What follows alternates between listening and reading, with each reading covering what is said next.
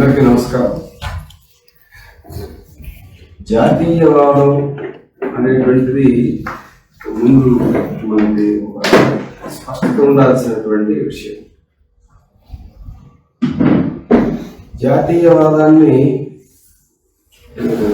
చాలా సంకుచితమైనటువంటి భావనగా రవీంద్రనాథ్ ఠాగూర్ లాంటి వాళ్ళు వర్ణించారు. భూమి అంతా ఒకటే, విశ్వమానవత్వాన్ని కోరుకునేవాడు హద్దుల్ని ఆహ్వానించాడు. ఎందుకు హద్దులు ఉండాలి? మనుషులంతా ఒకటే కదా, భూమండలం అంతా ఒకటే కదా. నువ్వు నేను, నీ దేశం వేరు నా దేశం వేరు అనే తేడాలు వచ్చి యుద్ధాలు, తగువులు, అశాంతి ఇవన్నీ వస్తాయి. పైగా సామాన్య ప్రజలకి ఇందులో ఏ రకమైనటువంటి ఒక ప్రయోజనం ఉండదు. ఒక యుద్ధం జరిగితే ఆ యుద్ధంలో గెలిచినా ఓడినా సామాన్యులకు అందులో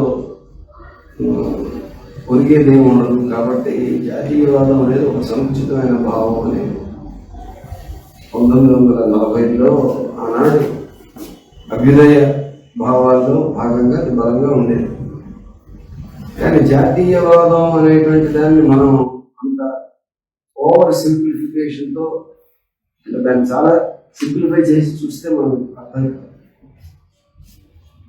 మొట్టమొదట మనకి చారిత్రకంగా మానవ సమాజ పరిణామ క్రమంలో ఉన్న కొన్ని దశలు అర్థం కావాలి. ఒక మొదట మనుషులు గుంపులుగా గణాలుగా ఉండేవాళ్ళు.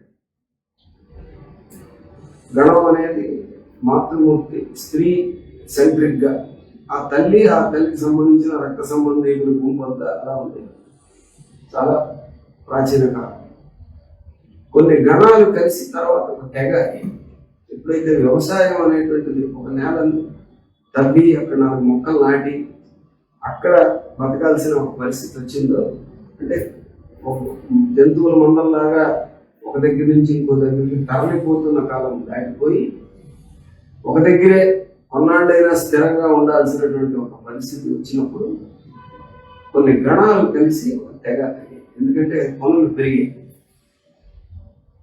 పశువుల పెంపకం, నది తీరం వెంబడి నాగరికత మొదలైంది కాబట్టి అందులో చేపలు పట్టడం, తర్వాత పశువుల పెంపకం, వ్యవసాయం ఇవన్నీ కలిసి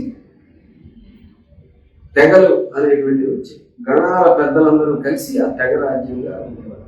తెగల రాజ్యాలు రెండో దేశాలు. అది ఒక స్పెసిఫిక్ ఏరియాలో తెగ ఉంటుంది. ఆ ప్రాంతం అంతా ఆ తెగ పరిధిలో ఉంటుంది. ఈ తెగ నాయకులు ఆ హద్దుల్ని రక్షించుకోవడం, ఇంకో తెగతో అవసరమైతే ఘర్షణ పడడం, యుద్ధాలు చేయడం, ఇవన్నీ ఆ రకంగా ఉండేది. ఇంకా అభివృద్ధి చెందిన తర్వాత కొన్ని తెగలు కలిసి రాజ్యాలుగా ఏర్పడ్డాయి. ఇప్పుడు ఈ తెగల రాజ్యాల నుంచి భూస్వామ్య రాజ్యాలు, ఫ్యూడల్ సమాజంలో మనం చెప్పుకునే రాజ్యాలు అనేటువంటివి ఏర్పడడానికి మరికొంత టైం. ఈ దశలో మనం ఒక పెద్ద మార్పు 14-15 శతాబ్దాల టైంలో యూరోప్లో ఎప్పుడైతే యాంత్రిక విప్లవం వచ్చింది, ఆవిరి యంత్రం కనుక్కోవడం, అచ్చు యంత్రం కనుక్కోవడం, తర్వాత బట్టలు మిల్లులు తయారీ, ఇటువంటి యాంత్రిక విప్లవం సమాజంలో ఎప్పుడైతే యూరోప్లో మొదలైందో ఆ ప్రాంతంలో ఆ ప్రజలందరినీ సమీకరించడానికి, అనేక జాతి రాజ్యాల్లో ఉన్న జనాలందరినీ సమీకరించడానికి, వాళ్ళందరినీ తమ వెనకాల నిలబెట్టుకుని అధికారం, గొప్పదనం, మేము గొప్ప అని చెప్పుకొని వాళ్ళలో ప్రేరేపణ తీసుకొచ్చి ఇతరుల మీద దాడి చేసో, లేకపోతే వాళ్ళని ఓడించో, లేకపోతే ఏదో రకమైన పద్ధతిలో బలప్రయోగం ద్వారా తమ రాజ్యాన్ని స్థాపించుకునే నేషన్ స్టేట్ అంటారు ఇంగ్లీష్లో, జాతి రాజ్యం అనే భావన ఆ రకంగా యూరోప్లో 15-16 శతాబ్దాల టైంలో వచ్చింది. అది అక్కడ జాతి రాజ్యం. అక్కడ ఒక జాతి ఇంకో జాతితో నిరంతరం ఘర్షణలో ఉండేటటువంటి పరిస్థితి. అందుకని మీరు చూడండి, యూరోప్లో బ్రిటిష్ ప్రజలు ఒక 3 కోట్ల మంది ఉంటారు. ఫ్రెంచ్ ప్రజలు 4 కోట్ల మంది ఉంటారు. ఈ బ్రిటన్కి ఫ్రాన్స్కి మధ్య దాదాపు 1000 సంవత్సరాల పాటు ఉన్నారు. వాళ్ళు కొట్టుకుంటూనే ఉన్నారు. ఇప్పటికీ ఫ్రాన్స్ వెళ్ళి మీరు ఇంగ్లీష్లో మాట్లాడితే వాళ్ళు సమాధానం చెప్పరు. వాళ్ళకి ఇంగ్లీష్ భాష అంటేనే పోదు. అటువంటి జాతీయ అభిమానాలు దురభిమానాలు మీరు ఏమనండి, అటువంటి పరిస్థితులు అంటే ఒక ప్రాంతంలో ఉన్నటువంటి ప్రజానీకం వాళ్ళందరినీ ఏకం చేయడానికి జాతి, మనమంతా ఒక జాతి, నేషన్. తెలుగులో వచ్చేసరికి ఏమిటవుతుందంటే జాతి అనే పదాన్ని మనం కులానికి జాతి అంటాం, మతానికి జాతి అనేస్తాం, మొత్తం దేశానికి జాతి అంటాం, అన్నిటికీ జాతులనే వాడతాం. ఈ లూజ్గా ఈ జాతి అనే పదం ఉన్నందువల్ల మనకి గందరగోళం ఎక్కువ. కానీ ఇంగ్లీష్లో ఆ సమస్య లేదు. నేషన్ స్టేట్ అనేటువంటిది ఈ 15-16 శతాబ్దాల టైంలో వచ్చింది. అక్కడ ఒక జాతి రాజ్యం ఇంకో జాతి రాజ్యంతో నిరంతరం ఘర్షణలు పడుతూ అందులో పైచేయి సాధించి పెద్ద సామ్రాజ్యాలయ్యాయి. ఆ తర్వాత వాళ్ళు ఇతర దేశాలను ఆక్రమించుకుని సామ్రాజ్యవాద దేశాలుగా బ్రిటన్, ఫ్రాన్స్, స్పెయిన్, హంగరీ ఇలాంటి దేశాలన్నీ తయారయ్యాయి. అమెరికాని దేశం అనేది ఆ రకంగా ఆక్రమణ నుంచి ఏర్పడింది. ఇదంతా చరిత్ర పరిణామక్రమం జరిగిన తీరు. కానీ భారతదేశంలో జాతి, మనమంతా ఒక జాతి, మనమంతా ఒక మాట మీద ఉండాలి అనే భావన అలాగ రాలేదు. ఒక సామ్రాజ్యవాదానికి వ్యతిరేకంగా పోరాడే బ్యాక్గ్రౌండ్లో వచ్చింది. తెలుగు జాతి మనది, తెలుగు వాళ్ళం అంతా ఒక జాతి, బెంగాలీలంతా ఒక జాతి, తమిళులు ఒక జాతి, ఇలాగా భాషని బట్టి జాతిగా ఒక సమూహం మొత్తం ఏకం అవడం అనేటువంటిది బ్రిటిష్ వాడికి వ్యతిరేకంగా పోరాడే క్రమంలో వచ్చింది. మన తెలుగు వాళ్ళని తీసుకోండి, తెలుగు వాళ్ళు ఒక రాజ్యం కింద లేదు. మనం వాళ్ళని ఏకం చేసింది కమ్యూనిస్ట్. చెప్పండి, తెలుగు వాళ్ళు వరంపురం ప్రాంతం, ఆ తర్వాత విజయనగరం ప్రాంతం, జైపూర్ సామ్రాజ్య రాజ్యం అదో ప్రాంతం, ఈ దిగువకు వచ్చేసరికి ఇంకా 5-6 రాజ్యాలు, కాకతీయుల రాజ్యాలు, ఇలాగ అనేకమైన రాజ్యాల కింద ఉండేది. తర్వాత బ్రిటిష్ వాడు పరిపాలన వచ్చే ముందు సుల్తానులు కూడా మొత్తం తెలుగు వాళ్ళందరినీ ఒక రాజ్యం కింద ఎప్పుడు వాళ్ళు హ్యాండిల్ చేయలేదు, గుర్తించలేదు. స్వతంత్రం వచ్చిన తర్వాత కూడా ఒక భాష మాట్లాడే వాళ్ళందరికీ ఒక రాష్ట్రం ఉండాలి అనే దానికి కేంద్రం ఒప్పుకోలేదు.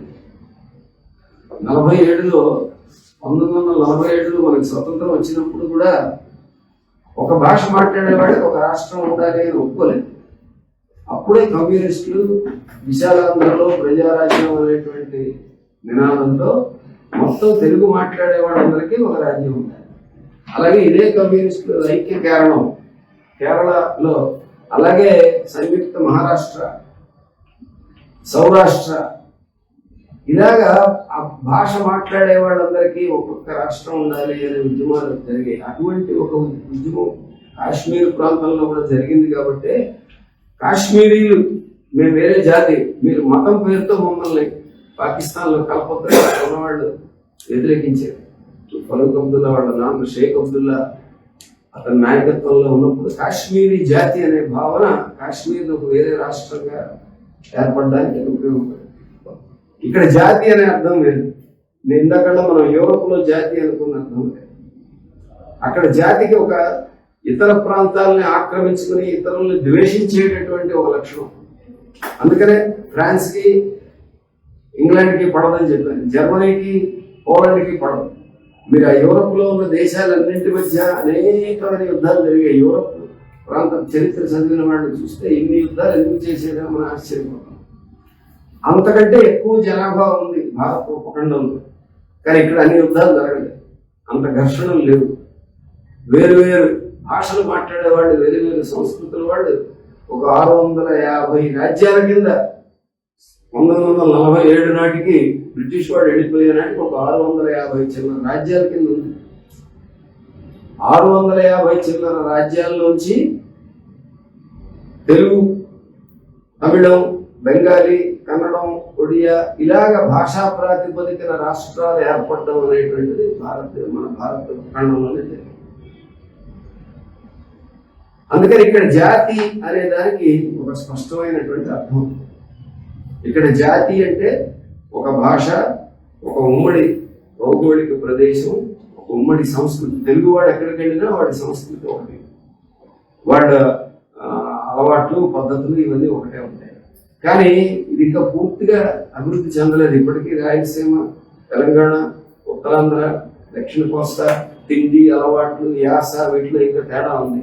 ఇంకా బాగా డెవలప్ అయితే ఇవన్నీ ఒక దగ్గర ఫ్యూజ్ అయిపోయి తెలుగుతాయి. కాబట్టి జాతి అనేటువంటి దాన్ని మనం చూడాల్సిన అర్థం వేరు. మన నేపథ్యంలో జాతి అనే భావన తెలుగు వాళ్ళందరూ ఏకమై దేని మీద పోట్లాడారు? మా తెలుగు వాళ్ళందరికీ విముక్తి రావాలంటే బ్రిటిష్ వాడు పోవాలి.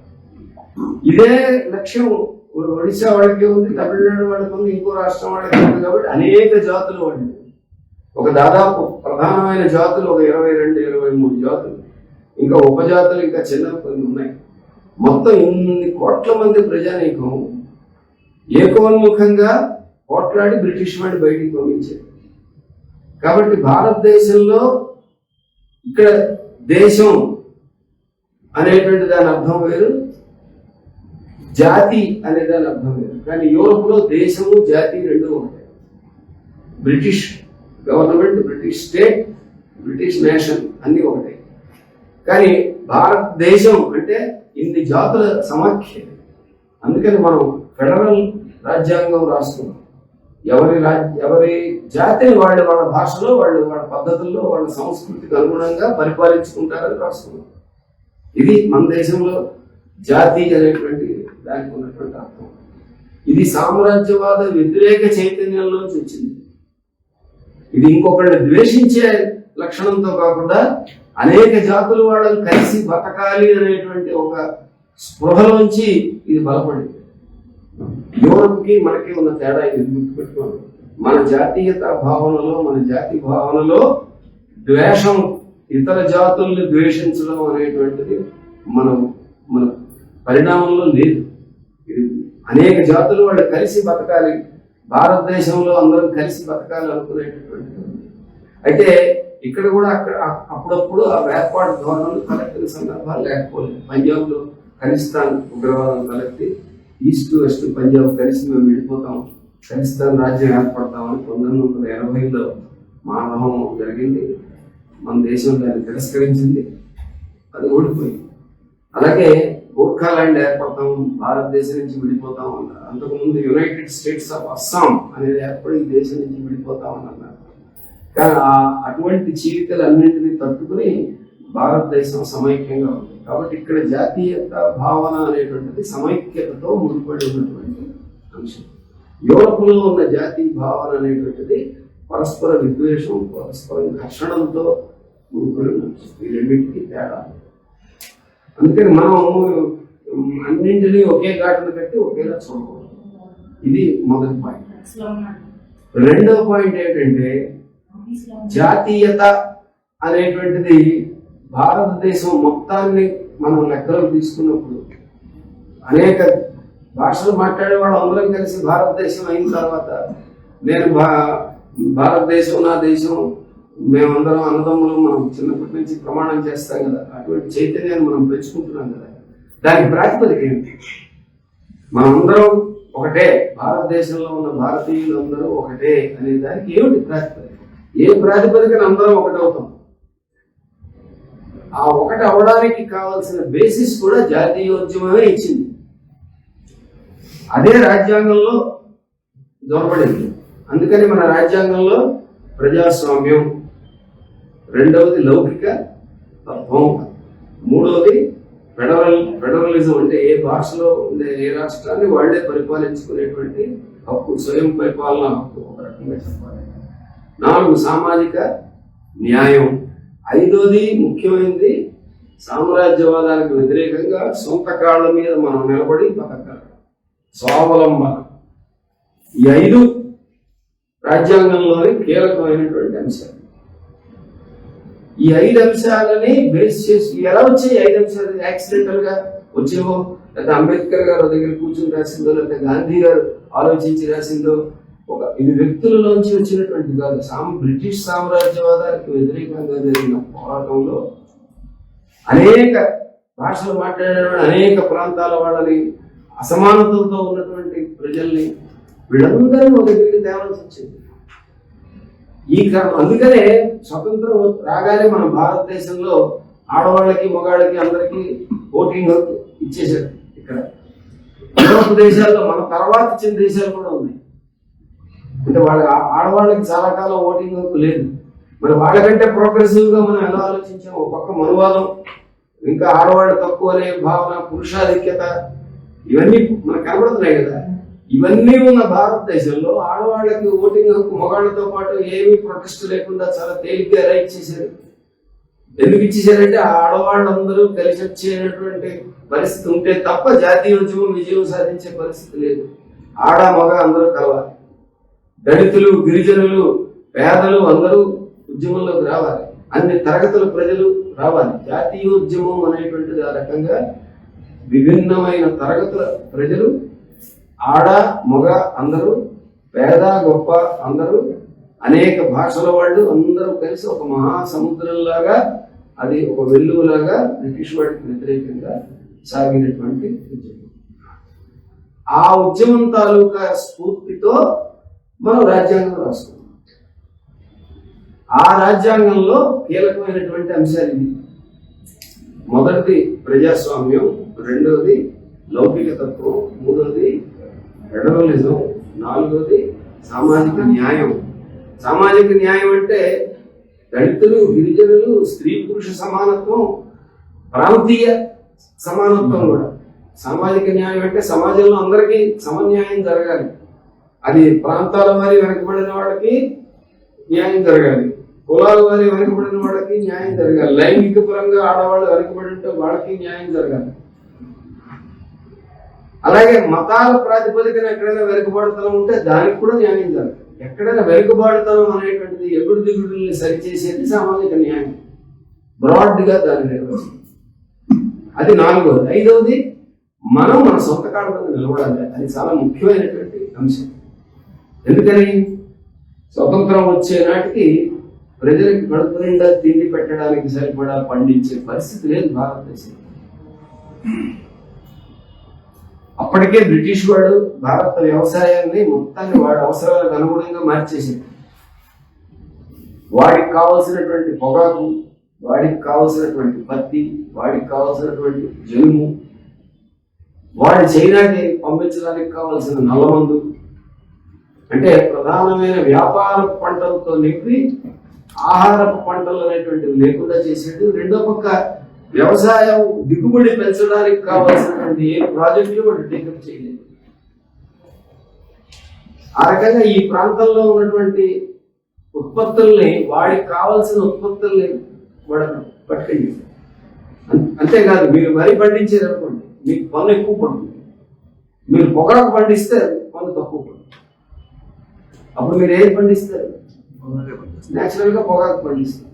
ఆ రకంగా వాడు తిండికి మనకు లేకుండా చేసి వాడి పరిశ్రమలకు కావాల్సిన సరుకుల్ని వాడు తీసుకుపోయాడు. వ్యవసాయం సొంత కాళ్ళ మీద నిలబడలేని పరిస్థితి వచ్చినందువల్లే మనకు 20వ శతాబ్దం తొలి కాలంలో వరుసగా కరువులు వచ్చాయి. బెంగాల్ కరువులు లాంటివి చాలా భయంకరమైన కరువులు. 1850 నుంచి 1947 మధ్యలో దాదాపు 100 ఏళ్ల కాలంలో మనం 7-8 కరువులు చూసాం. 30 కోట్ల జనాభా ఉన్న భారతదేశంలో ఆ కరువుల్లో దాదాపు 1.5-2 కోట్ల మంది చచ్చిపోయారు. అంటే ప్రతి 15 మందిలో ఒకటి చచ్చిపోయారు. అంత భయంకరమైనటువంటి పరిస్థితి. ప్రజలకు తిండి పెట్టలేదు. బ్రిటిష్ వాడు ఈ దేశానికి మేమే జ్ఞానం ఇచ్చాం, మేమే రైల్వేలను వేసాం, మేమే ఉద్ధరించాం అని వాళ్ళు ఈ దేశాన్ని వాళ్లే అభివృద్ధి చేసినట్టు, ఆధునీకరించినట్టు వాళ్లే చెప్పారు. ఇప్పుడు చంద్రబాబు నాయుడు మేమే మోడల్ ఏంటది హైటెక్ సిటీ మేమే నిర్మించామని చెప్పితే మనుషులు వాడు బ్రిటిష్ వాళ్ళు, వీళ్ళు మన దేశస్తులు తప్ప మీకేం పెద్ద తేడా లేదు. ఆ బ్రిటిష్ వాళ్ళ యొక్క ఆ దోపిడీ విధానాల వల్ల ఈ దేశంలో పరిశ్రమలు పెరగలేదు, ఈ దేశంలో వ్యవసాయం పెరగలేదు, ఈ దేశానికి కావాల్సిన చదువు లేవు, ఈ దేశానికి కావాల్సిన వ్యవసాయ పరిశోధనలు లేవు. ఇవన్నీ మన సొంత కాళ్ళ మీద నిలబడినప్పుడే మనం మన సొంత శక్తి సాధించుకున్నప్పుడే మనం చేస్తాం. అందుకని ఐఐటీలు పెట్టారు, టెక్నాలజీ డెవలప్ చేసుకోవడానికి. మనం అప్పుడు టెక్నాలజీ కోసం అమెరికాను, ఇంగ్లాండ్ వాటి చుట్టూ తిరగలేదు. మనం ఐఐటీలు మనం పెట్టాం. ఇండియన్ ఇన్స్టిట్యూట్ ఆఫ్ సైన్సెస్ ఈ స్వావలంబన స్ఫూర్తి నుంచే C V Raman Indian Institute of Sciences స్థాపించారు. జగదీష్ చంద్రబోస్ ఇండియాలో ల్యాబొరేటరీస్ పెట్టాడు, పిసి రే ల్యాబొరేటరీస్ పెట్టాడు. ఇదంతా జాతీయోద్యమంలో భాగం. చాలా మందికి తెలియని విషయం. సొంత కాళ్ళ మీద నిలబడాలి. మనం కూడా మిగతా వాళ్ళకి ఏమాత్రం తీసుకోము, మన దగ్గర అన్ని వనరులు ఉన్నాయి. కాబట్టి మనం సొంత కాళ్ళ మీద నిలబడాలి ఒక ఆకాంక్ష ఏదైతే ఉందో అది జాతీయోద్యమంలో ఒక ముఖ్యమైన భాగం. అలాగే ఇన్ని రకాల ప్రజల్ని, ఎన్ని మతాలు ఉన్నాయి భారతదేశంలో? కొన్ని వందల మతాలు. చాలా మంది అనుకునేది ఏంటంటే 2-3 మతాలు అనుకుంటున్నారు. కానీ ఈ హిందువో, ముస్లిమో, క్రైస్తవుడో, బౌద్ధో, జైన ఈ ప్రధాన మతాలు 5-6 ఏవైతే ఉన్నాయో ఇవి కాకుండా ఎక్కడికక్కడ లోకల్ గా ఎవరి దేవుడు వాళ్ళు, ఎవరి ఆరాధన వాళ్ళది, ఎవరి పూజా పద్ధతులు వాళ్ళది ఉన్న తెగలు ఇంకా చాలా ఉన్నాయి. కాబట్టి భారతదేశంలో కొన్ని వందల మతాలు. ఇన్ని మతాలు ఉన్నవాళ్ళు మేము భారతీయులు అనుకుంటున్నాం.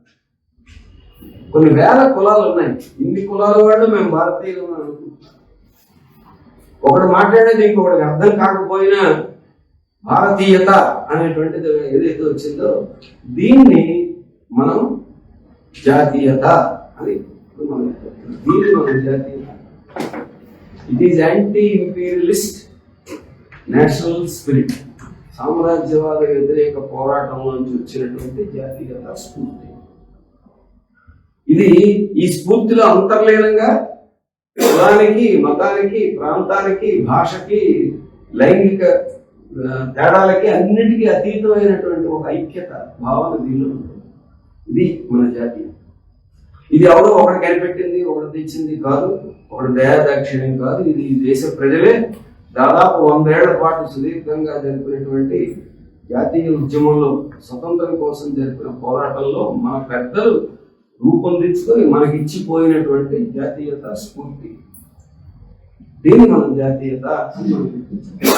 మరి అదే సమయంలో ఈ జాతీయతకు ఉన్న ప్రత్యేకత ఏమిటంటే, నేను తెలుగువాడిని గర్వం నాకుంటుంది, నేను తమిళుడిని అతను గర్వపడతాడు, ఇంకో బెంగాలీ అని అతను గర్వపడతాడు. ఎవడి గర్వం వాడికి ఉన్నా అందరం బెంగాలీ భాషలో రాసిన జనగణమన గీతాన్ని పాడడానికి ఎవడు వెనకాడు. ఈ బ్యూటీ మన జాతీయతలో ఉన్నటువంటి ఒక అద్భుతమైనటువంటి ఈ లక్షణం ప్రపంచంలో చాలా దేశాల్లో లేదు, భరించదు, ఒకరిని ఇంకోటి భరించదు.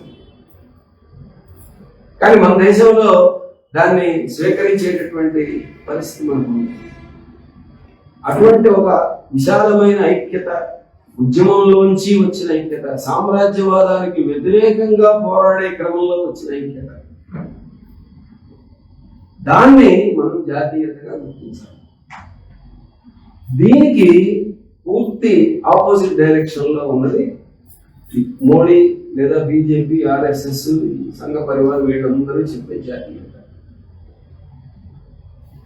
వాళ్ళు చెప్పే జాతీయతకి దానిలో ఉన్నది ఏమిటి అంటే, ఈ భారతదేశం ఒక రకంగా భారత ఉపఖండం. మీరు స్కూళ్ళల్లో వాళ్ళు పంచిపెట్టే భారత మాత మ్యాపులు చూస్తే ఆ భారతదేశం ఎక్కడి నుంచి ఎక్కడి దాకా ఉంటుంది? అటు ఆఫ్ఘనిస్తాన్ దగ్గర మొదలెట్టి ఇటు బర్మా దాకా ఉంటుంది. అదంతా భారతదేశమే. అక్కడ భారత మాత, కాషాయ జెండా, ఇదంతా హిందూ రాజ్యం. వాళ్ళు చెప్పేటువంటి మొట్టమొదటి పాయింట్ ఇది హిందూ రాజ్యం. ఇదంతా ఒకప్పుడు ఉందే, ముస్లింలు వచ్చి లాగేసుకున్నారు, క్రైస్తవులు వచ్చి లాగేసుకున్నారు అనే ఈ రకమైనటువంటి రకరకాల తప్పుడు ప్రచారాలతో వాళ్ళు ఒక విద్వేష రాజకీయాలను రెచ్చగొట్టేటటువంటి ఇది తీసుకొచ్చారు. భారతదేశం అంతా ఒక మతానికి చెందిన ప్రాంతం అనేటువంటి, అంటే జాతిని, మతాన్ని రెండింటిని కలగలపడం. ఒకే దేశం. అందుకని వాళ్ళ నినాదం సింపుల్ గా చెప్పాలంటే ఒకే దేశం, ఒకే మతం, ఒకే జాతి, ఒకే భాష, ఒకే సంస్కృతి. దేవుడు ఒకే మతం అంటే ఇప్పుడు ప్రస్తుతం ఏ దేవుడు అనేది తగ్గుపడడానికి వాడు సిద్ధంగా లేరు. ఏ దేవుడైనా మనవాడే కీలికి వస్తుంది. వాడికి మీద మనకి స్టాంప్ వేసేస్తాం. ఒకే దేశం ఒకే మతం. మిగతా మతం ఉన్నావంటే నువ్వు పరాయి వాడికి, నువ్వు మా మతంలో మారిపోయావు అనుకో, నీకు దేశభక్తి సరిపోయింది. అందుకని మతానికి జాతీయతకి సంబంధం ఏంటి? అసలు నాస్తికుడికి అయితే ఏ దేశం ఉండకూడదు, ఎందుకంటే వాడికి ఏ మతం లేదు కదా. వాడు ఏ దేశ పౌరుడు కాకుండా పోవాలి.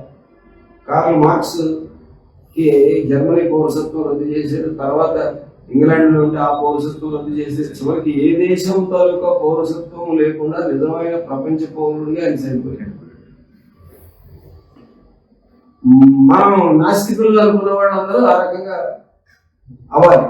ఎందుకంటే పౌరసత్వానికి మతానికి సంబంధం ఏమీ లేదు. పౌరసత్వం అనేది మనం పుట్టిన గడ్డ మీద మనకు ఆటోమేటిక్ గా పౌరసత్వం ఉంటుంది. నువ్వు ఇక్కడ పుట్టావంటే ఇక్కడ పౌరుడు అంతే. ఈ భూమి మీద నీకు ఆటోమేటిక్ రైట్ వచ్చింది. అటువంటి తప్పుడు సిద్ధాంతాన్ని మతానికి జాతికి లింక్ పెట్టడం, దేశానికి మతానికి అంటే వీటన్నింటినీ తేడాలని కలగలిపాడు. దేశం వేరు, భాష వేరు, సంస్కృతి వేరు. చాలా మందికి భారతీయ సంస్కృతి అని చాలా గొప్పగా మాట్లాడుతుంటారు. భారతీయ సంస్కృతి ఒక్కటి కాదు. మన వాళ్ళు రాసేటప్పుడు కూడా రాస్తుంటారు భారతీయ సంస్కృతి ప్రకారం చీర కట్టుకొచ్చారని. భారతీయ సంస్కృతి చీర ఒకటే కాదు, చాలా మంది ఆడవాళ్ళు అసలు మనం వేసుకునే ప్యాంటు షర్ట్ గట్టిగా మాట్లాడుతుంది భారతీయ సంస్కృతే కాదు. మరి దేని సంస్కృతి అంటాం? అందుకని సంస్కృతి అనేది ఆయా ప్రాంతంలో ఉండే ఆ ప్రజలు, ఆ సమూహంగా ఉండే ప్రజలు ఉమ్మడి భాష, ఉమ్మడి సంస్కృతి, ఉమ్మడి పండుగలు, ఆ తిండి అలవాట్లు అవన్నీ ఉమ్మడిగా ఉంటాయి. ఈ సంస్కృతిలో ముస్లింలు, క్రైస్తవులు, హిందువులు, నాస్తికులు అందరికీ, బౌద్ధులు, జైనులు అందరికీ ఉమ్మడి సంస్కృతి ఉంటుంది. ఇప్పుడు ఇక్కడ హైదరాబాద్ ముస్లింలకి ఉత్తరప్రదేశ్ లో ఉండే ముస్లింలకి చాలా తేడా ఉంటుంది. వీళ్ళ లెక్క వేరు, వాళ్ళ లెక్క వేరు. వీళ్ళ తిండి, వీళ్ళ భాష, వీళ్ళ అలవాట్లు. హైదరాబాదీ భాష, లక్నోయి భాష రెండు పూర్తిగా తేడా ఉంటాయి. వాళ్ళ భాష వేరు, వాళ్ళ పద్ధతులు వేరు, వాళ్ళ కట్టుబాట్లు వేరు, అన్ని మొత్తం వేరు. అందుకని అది మతం బట్టి సంస్కృతి లేదు. అది నేను చెప్పదలుచుకుంది. మతం సంస్కృతిలో ఒక భాగమే కానీ మతం బట్టి సంస్కృతి ఉండదు. అలాగే కులం బట్టి సంస్కృతి ఉండదు. సంస్కృతి, భాష, ప్రాంతం, ఉమ్మడి జీవన పరిస్థితుల్లోంచి వస్తుంది. సంస్కృతి ప్రజలు కలిసిమెలిసి బతికే క్రమంలో రూపొందించుకుంటారు కల్చర్. ఆ కల్చర్ అనేటువంటిది మతంతో ముడిపడి ఉండదు. మతం కూడా సంస్కృతిలో భాగం. వినాయక చవితి పండుగ అందరం జరుపుకుంటాం, అది సంస్కృతిలో భాగం. అలాగే క్రిస్మస్ పండుగ జరుపుకుంటాం. కన్నమరియమ్మ కొండ మీద క్రిస్మస్ నాడు హిందువులు అన్ని భాషలు, అన్ని మతాల వాళ్ళు అక్కడికి వెళ్ళి పండుగ పాల్గొంటారు. పీర్ల పండుగ అయితే మన అలిపురం దగ్గర పేర్ల చెట్టు ఉంది కదా, జెండా చెట్టు పండుగ హిందువులు అందరూ వస్తారు. కల్చర్ లో మతం అనేటువంటి అడ్డు కూడా ప్రజల మధ్య లేదు. కానీ ఆర్ఎస్ఎస్, బీజేపీ వాళ్ళు చెప్పేది ఏమిటంటే ఇది ఒక దేశం అంటే హిందువులది. దేశాన్ని, మతాన్ని రెండింటిని ఈక్వేట్ చేశారు. రెండు ఒకటి కాదు. దేశం వేరు, మతాలు వేరు. భారతదేశం హిందువులది, ఇది కూడా కరెక్ట్ కాదు. ఎందుకంటే భారతదేశంలో బౌద్ధ, జైన, సిక్కు మతాలు ఇవన్నీ పుట్టాయి. ఇంకా అనేక మతాలు, భారతదేశంలో ఉన్న అనేక మతాలు కలిసి వీటన్నిటినీ హిందూ అని అన్నారు. ఏకేశ్వర ఉపాసన కాదు కదా. జీసస్ క్రైస్ట్ క్రైస్తవులందరికీ దైవం, అల్లా ముస్లింలందరికీ దైవం. కానీ హిందువులందరికీ ఆమోదం పొందే దైవం అంటూ లేదు. ఎవరి దైవత వాళ్ళది.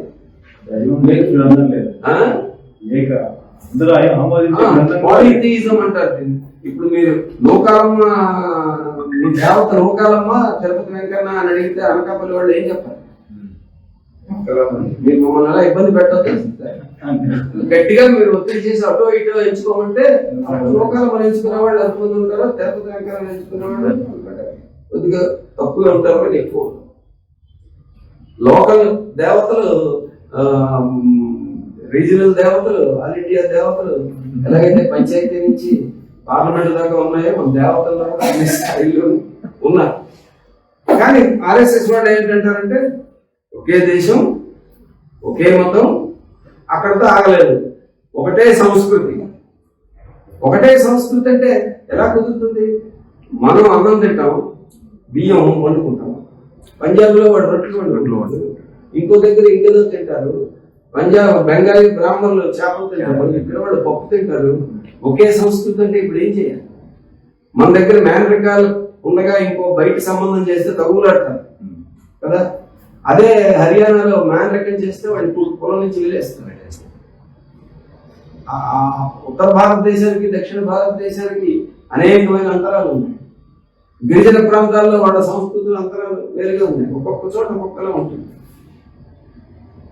అనేక విదేశీ సంస్కృతులు కూడా వచ్చి భారతదేశంలో కలిసిపోయి ఇప్పుడు గోవా లాంటి ప్రాంతానికి వెళ్తే అది అచ్చంగా ప్రాచీన భారతీయ జీవితంలో ఉండదు కదా. పోర్చుగల్ రాజ్యం పరిపాలనలో ఎక్కువ కాలం ఉన్నందువల్ల ఆ సంస్కృతి చాలా స్వీకరించింది. మీ యానాంకి కాకినాడకి ఆ తేడా ఉంటుంది. పాండిచ్చేరి ఫ్రెంచ్ పాలనకేను ఇంగ్లీష్ వాడి పాలనకి మంచి తేడా. ఉత్తరాంధ్రకేను తెలంగాణకి ఒక తేడాకి ఒక కారణం ఏమిటి? సర్కార్ జిల్లాలకి తెలంగాణకి తేడా కారణం ఇది బ్రిటిష్ వాడి డైరెక్ట్ రూల్, అది నైజాం తాలూకా రూల్. అక్కడ కంపల్సరీ ఉర్దూ భాష నేర్చుకుంటేనే గవర్నమెంట్ ఉద్యోగాలు దొరుకుతాయి కాబట్టి ఎక్కువ మంది ఉర్దూ నేర్చుకున్నారు. ఇక్కడ తెలుగు భాషా వికాసం అంతా ఇక్కడ ఎందుకు జరిగిందంటే ఇక్కడ తెలుగు నేర్చుకోవడానికి సర్కార్ జిల్లాలు అనుమతి చేయగలరు. కాబట్టి ఆయా అనేకమైన తేడాలు ఎందుకు వస్తాయి అంటే చారిత్రకమైన నేపథ్యాల్లోకి వస్తాయి. ఇవన్నీ చూడకుండా మొత్తం అంతా ఒకటే మాట్లాడడం లేదు. మేము ఒక మోసపోసినట్టు అందరికీ ఒకటే తమ్ముళ్ళు పెడతాం. అందరూ ఒకటే దేశం, ఒకటే మతం, ఒకటే సంస్కృతి, ఒకటే భాష. అది కూడా కొత్తగా ఉంటుంది, ఒకటే భాష. ఇవన్నీ తీసుకొచ్చి ఇంపోజ్ చేసేటువంటి ప్రయత్నం, దీంతో పాటు ఉమ్మడి పౌర స్మృతి, ఇవన్నీ వరుసగా తీసుకొచ్చి వాళ్ళు పైనుంచి ఇంపోజ్ చేయాలనేటువంటి ఒక ప్రయత్నం, పైనుంచి రుద్దేటువంటి ఒక ప్రయత్నం చేస్తున్నారు. ఇప్పుడు జరుగుతున్న పోరాటం ఏమిటంటే ఈ బూటకపు దీనికి అందరికీ వాడు తొలగిన ముసుగు జాతీయవాదం, దేశభక్తి. నీ దేశభక్తిని ఎలా పోవాలి అంటే దేశం కోసం నువ్వు ఏం త్యాగం చేసేవాళ్ళు దాన్ని బట్టి కాదు. నువ్వెంత పొడిగైన 3 రంగుల జెండా మోసుకెళ్ళి ఆగస్టు 15 ఒకవేళ వారు జెండా ఎగరైపోతే నువ్వు దేశభక్తి లేదంటే. ఇండియా పాకిస్తాన్ క్రికెట్ మ్యాచ్ లో నువ్వు పొరపాటు పాకిస్తాన్ వాళ్ళు బాగా ఆడారు అన్నావంటే నువ్వు దేశద్రోహి కింద.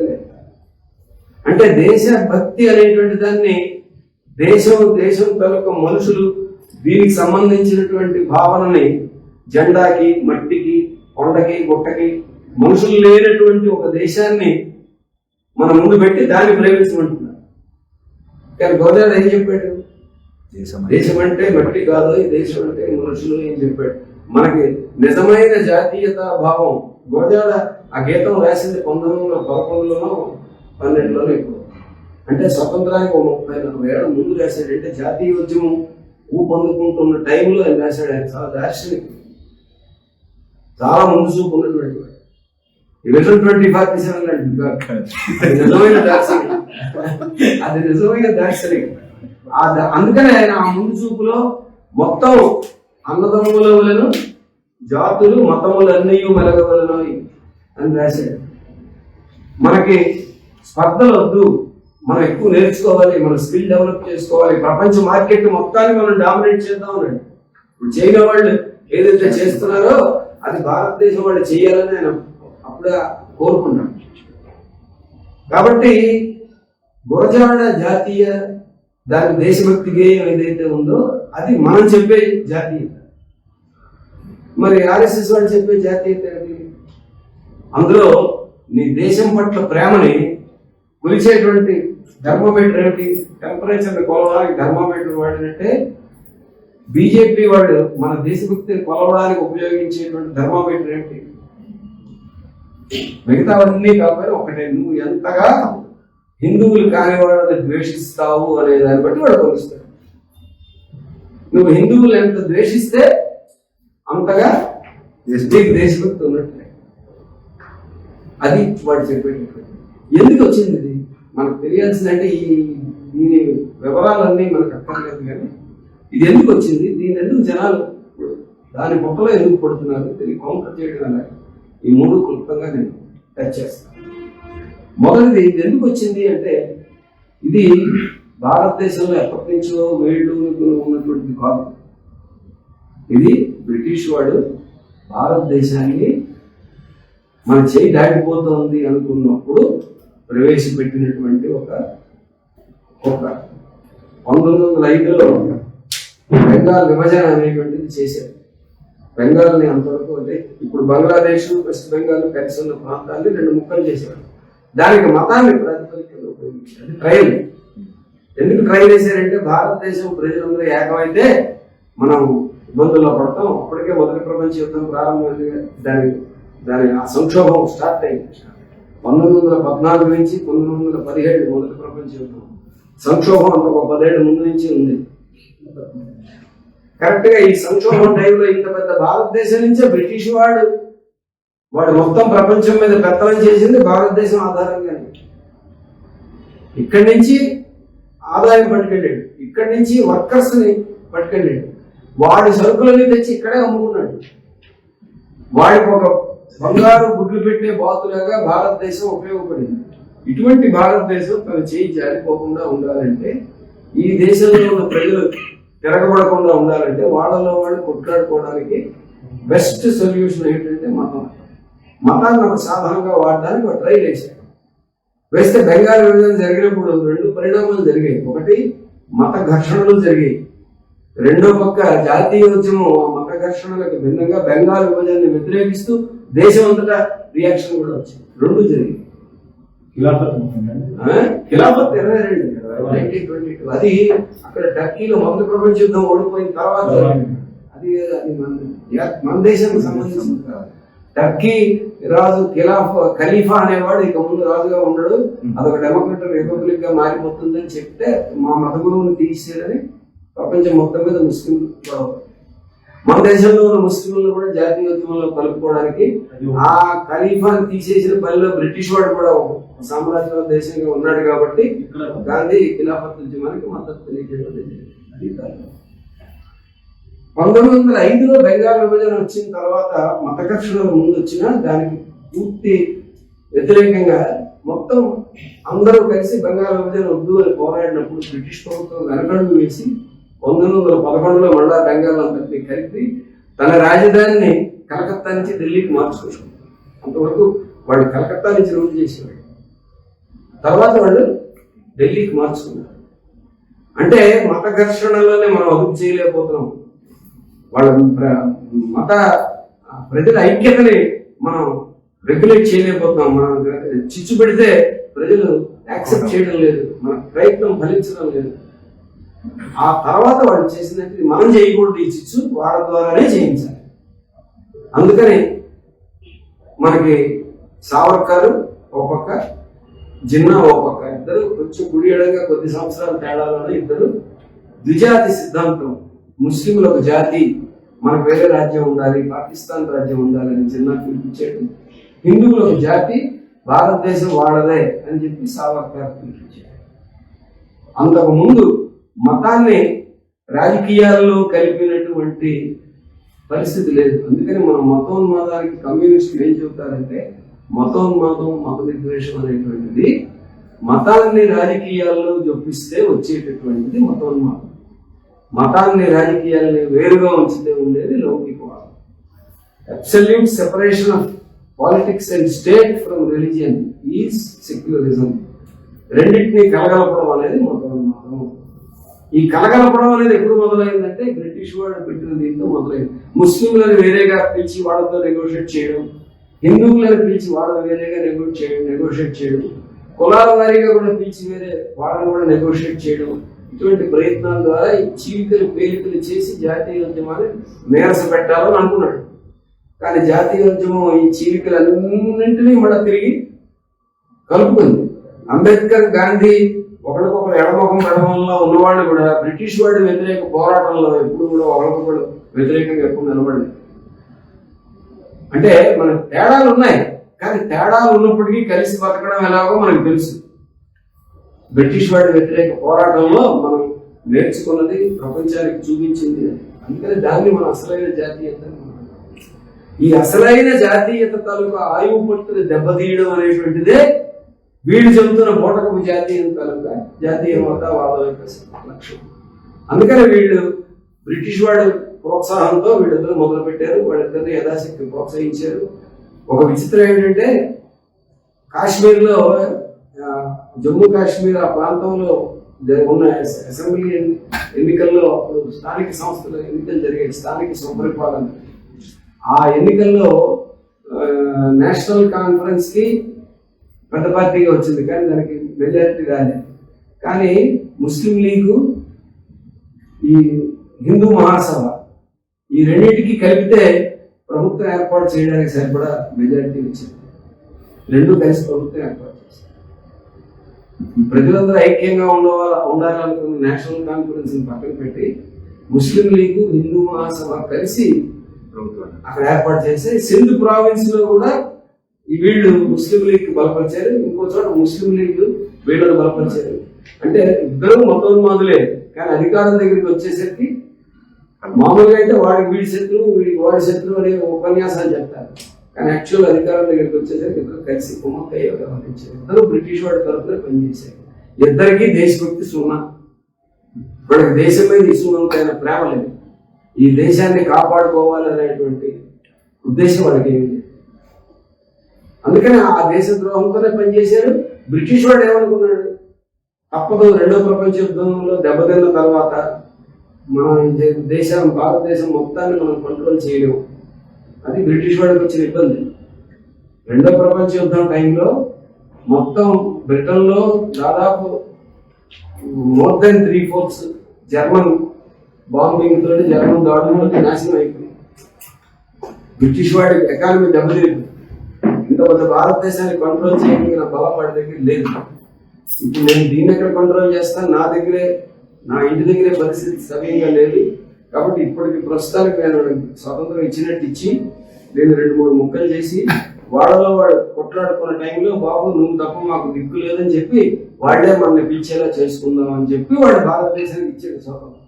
అందుకని 3 ముక్కలు చేశాడు. ఇంకా హైదరాబాద్ సంస్థానం వాడి ఇష్టం అన్నాడు, అయోధ్య నవాబు వాడి ఇష్టం అన్నాడు, కాశ్మీర్ రాజు వాడి ఇష్టం అన్నాడు. అంటే మొత్తం ఎన్ని ముక్కలు వదిలేసాడు వాడు? కాశ్మీర్ ఒకటి, అయోధ్య ఒకటి, తెలంగాణ నైజాం సంస్థానం ఒకటి, తూర్పు పాకిస్తాన్, పశ్చిమ పాకిస్తాన్, మధ్యలో భారతదేశం. ఇన్ని ముక్కలు చేసి వీళ్ళు కొట్టుకుంటారు అని వాళ్ళు లెక్కేసుకున్నాడు. కానీ ఆ పని జరగలేదు. జరగని ఆ ఉక్రోషంలోంచే ఇండియా పాకిస్తాన్ చీలికప్పుడు కొన్ని లక్షల మంది, ఒక 70 లక్షల మంది అటు నుంచి ఇటు వచ్చారు, ఒక 70-80 లక్షల మంది ఇటు నుంచి అటు వెళ్ళారు. ఈ కదలికల్లో వాటిల్లో చాలా ఘర్షణలు, మానవ హోమం, చాలా నష్టం, చాలా బాధాయుతమైనటువంటి మార్పులు జరిగే కాలం. ఇవి కూడా మొత్తం పెద్ద ఘర్షణల కింద పేరలేదు. దానికి రెచ్చగొట్టడానికే గాడ్సే గాంధీని చంపితే ఆ గాంధీ చచ్చిపోయిన తర్వాత ప్రజలందరూ జావగారిపోయి ఇంకా మత విద్వేష రాజకీయాలదే పైచేయి అవుతుందని వాళ్ళు ఆశించారు. కానీ వాళ్ళు ఆశించిన దానికి పూర్తి వ్యవస్థలో ప్రజలు స్పందించారు. ప్రజలు స్పందించిన దాన్ని నెహ్రూ చాలా యాక్టివ్గా దాన్ని ముందుకు తీసుకొచ్చి ఈ మతోన్మాదమే దేశానికి అతిపెద్ద ప్రమాదం అని ఆ 52 ఎన్నికల్లో మతోన్మాదానికి ప్రజాస్వామ్యానికి మధ్య ఎన్నికలు అని బోల్డ్ గా డిక్లేర్ చేసి ఎన్నికల్లో దేశం అంతటా తిరిగి ప్రచారం చేసి ఆర్ఎస్ఎస్ వాళ్ళు హిందూ మతోన్మాదులు కానీ ముస్లిం మతోన్మాదులు కానీ ఎవరు గెలవకుండా, వాళ్ళెవరికి ఎక్కడ బలం రాకుండా వాళ్ళని దాదాపు అనగదొక్కినట్టుగా ఆ ఎన్నికలు రాజకీయ ప్రచారం చేశారు. ఎందుకంటే నెహ్రూ అంటే వాళ్ళ కోపం. మిగతా వాళ్ళందరినీ మా వాళ్లే అని, గాంధీని వాడు చంపేసింది వాళ్లే, కానీ గాంధీని దండం పెడతారు. పటేల్ ఆర్ఎస్ఎస్ నిషేధించింది పటేల్, కానీ పటేల్కి దండం పెడతారు, పెద్ద విగ్రహాలు పెడతారు. సుభాష్ చంద్రబోసు కుదరదు, ఈ వీళ్ళతో మనకు పనికిరాదని చెప్పాడు. శరవేపుని రాధాకృష్ణ వీళ్ళతో పనికిరాదని చెప్పాడు. దాదాపు జాతీయ నాయకులు అందరూ కూడా ఈ ఆర్ఎస్ఎస్ వాదం పనికిరాదని చెప్పిన వాడే. అటువంటి వాళ్ళందరినీ వీళ్ళు తమ ఓన్ చేసుకుంటారు, కానీ నెహ్రూని మాత్రం చేసుకోరు. ఎందుకంటే ఫ్రంటల్ గా అటాక్ చేసినటువంటి పెద్ద నాయకుడు, డైరెక్ట్ గా అటాక్ చేశాడు. మొదమే దేశానికి శత్రువు దీని సంగతి తేల్చాలని 52 జనరల్ ఎలక్షన్స్ లో దాన్నే ఎన్నికల ఎజెండాగా పెట్టారు. ఈ స్వతంత్ర భారతదేశాన్ని ఎలా అభివృద్ధి చేస్తాం, అది చేస్తాం, ఇది చేస్తాం అదే చెప్పలేదు. ఈ దేశం మనం కష్టపడి సాధించుకున్న ఈ స్వాతంత్రాన్ని మనం వేలగాచి నక్కల పాలు చేయకుండా ఉండాలంటే, కుక్కల చేతులు విస్తర కాకుండా ఉండాలంటే మొత్తం మనం దాన్ని ఎదగనివ్వకూడదు అనే పాయింట్ మీద ఎన్నికలు జరిగి కాంగ్రెస్ గెలిచింది. తర్వాత కమ్యూనిస్టులు ప్రధానమైన ప్రతిపక్షంగా వచ్చారు. అంటే ఎక్కడ ఆర్ఎస్ఎస్ హిందుత్వ శక్తులకి స్కోప్ లేకుండా చేసింది.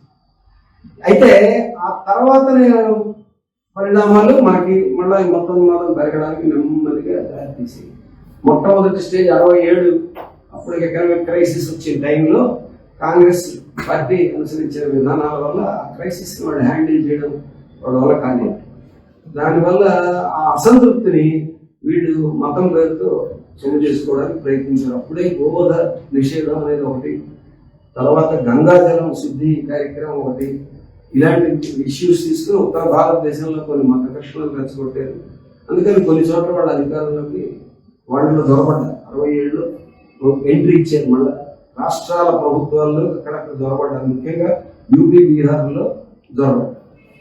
ఆ తర్వాత మళ్ళీ 77 ఎమర్జెన్సీలో ఇందిరాగాంధీ విధించిన నియంతృత్వం, దాని మీద ప్రజల్లో వచ్చిన అసంతృప్తి, దీన్ని ప్రజాస్వామ్య ముసుగులో ఆర్ఎస్ఎస్ వాళ్ళ పెద్ద ఎత్తున దొరబడి జనసంఘం ఈ దీనిలో కలిసిపోయింది.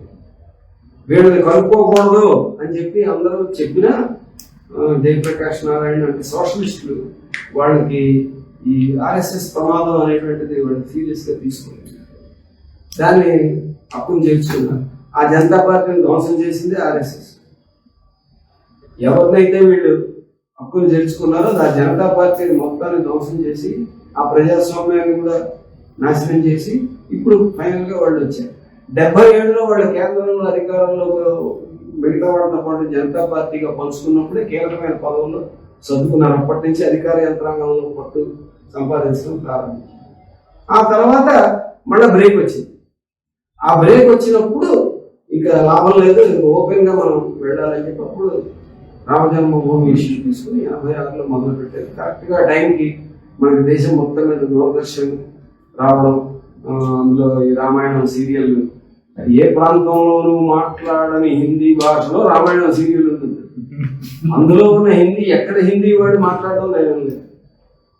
అది ప్రత్యేకంగా దేశం మొత్తం మీద అందరికీ అన్ని భాషల వాడికి అర్థమయ్యేలాగా దాన్ని జాగ్రత్తగా తయారు చేసి ఆ రామాయణాన్ని ప్రచారం చేసి దాన్ని ప్రసారం చేసి రాముడే దేశం మొత్తానికి హిందువులకి అందరికీ దేవుడు అనేటట్టు, అలాగే రాముడు గుడి కట్టడమే హిందువులందరి కోరిక అయినట్టు, ఇలాగ అనేక రూపాల్లో వాళ్ళు తీసుకొచ్చారు. అక్కడి నుంచి కన్సల్టేషన్ ఆ చరిత్ర మనకు తెలుసు. ఇప్పుడు లేటెస్ట్ చరిత్ర అని నేను చెప్పక్కర్లేదు. కానీ మళ్ళా ఈ హిందుత్వ శక్తులు బలపడతాయి. హిందుత్వ శక్తులు ఎప్పుడైతే బలపడుతున్నాయో దాంతోపాటు అదే మోతాదులో కాకపోయినా ముస్లిం ఫండమెంటలిస్ట్, ముస్లిం మతోన్మాద శక్తులు కూడా బలపడుతున్నాయి. వీళ్ళు వాళ్ళు ఒకరికొకరు తోడు చేసుకుంటారు. ఒకళ్ళనే మనం ఫోకస్ పెట్టి చూడాల్సిన పని లేదు. రెండోది అధికారంలోకి రావట్లేదు కాబట్టి మనకి వెంటనే ప్రమాదంగా కనపడకపోవచ్చు, కానీ వాళ్ళు వీళ్ళని వీళ్ళు వాళ్ళని బలపరుచుకుంటూనే ఉంటారు. మొత్తానికి మతం ఈరోజు అధికారంలోకి వచ్చి కూర్చుంది.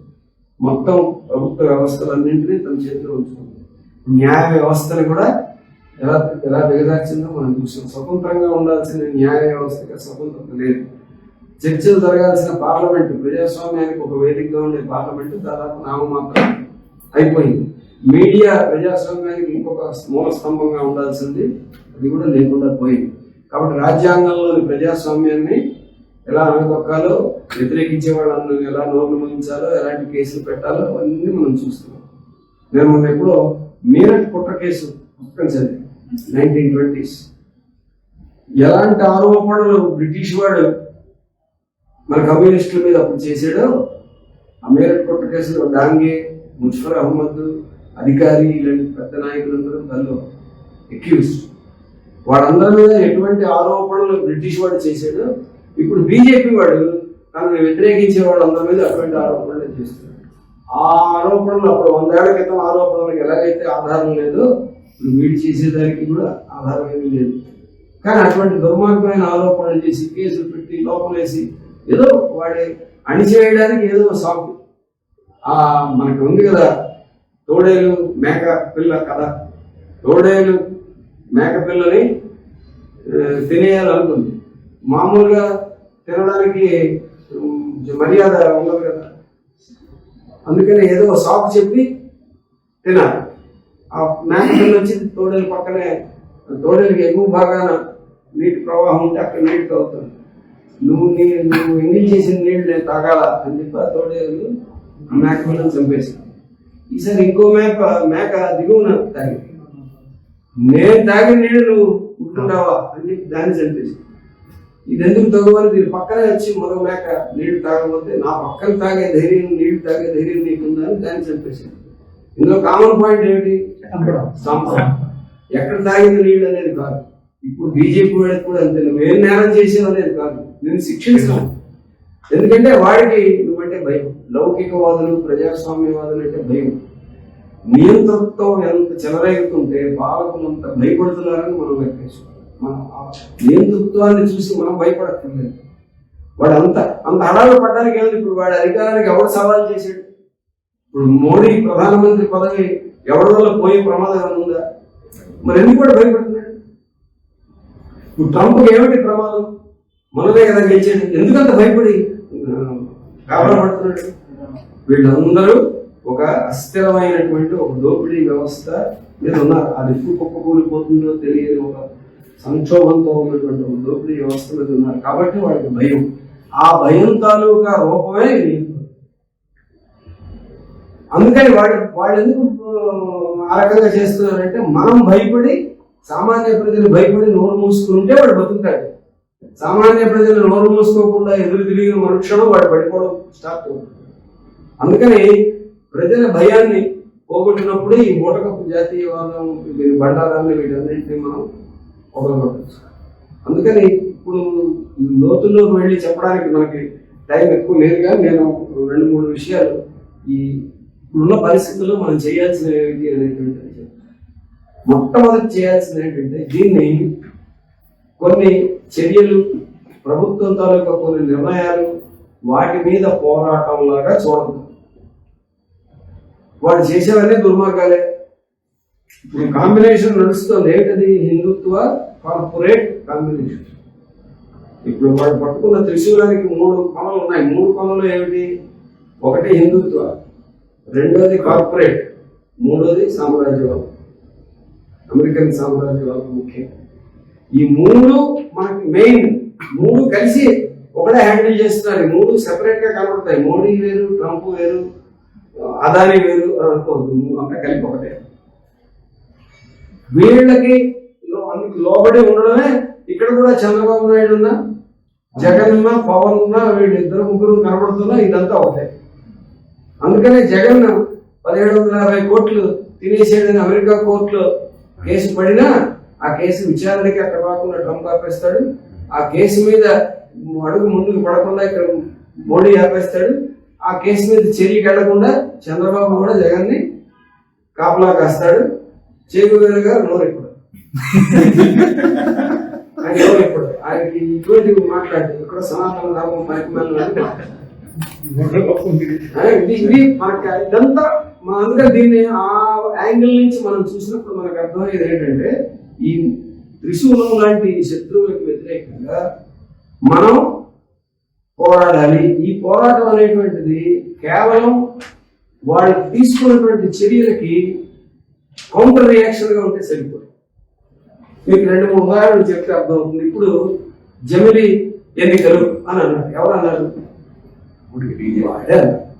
అంత జమిలి ఎన్నికలు అంత నష్టం అని మనం చెప్పాం. మనం జమిలి ఎన్నికల మీద పోట్లాడుతుంటే వాడు ఈ లోపల అదానికి దోచిపెట్టాడు.